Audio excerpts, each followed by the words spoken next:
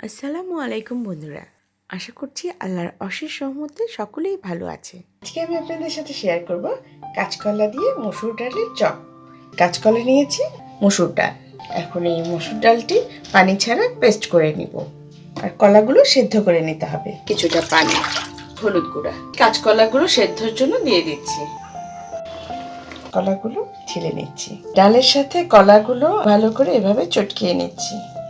কাঁচামরিচ কুচি, ধনিয়া পাতা, পেঁয়াজ কুচি করে কাটা, লবণ দিচ্ছি, শুকনো মরিচের গুঁড়া, হলুদ গুঁড়া, আদা এবং রসুন বাটা, বেসন দিচ্ছি, চালের গুঁড়া, গরম মশলার গুঁড়া 1 প্যাকেট, ম্যাগি স্বাদে ম্যাজিক, ঘি। সবগুলো উপকরণ খুব সুন্দর করে মিশিয়ে চপের আকারে তৈরি করে নিব।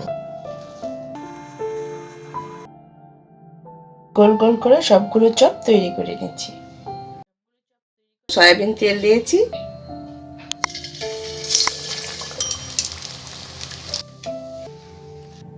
বন্ধুরা, তৈরি হয়ে গেল দারুণ মজাদার এই কাঁচকলা এবং মসুর ডালের চপের রেসিপিটি। আল্লাহ সবাইকে ভালো রাখুক। আল্লাহ হাফেজ।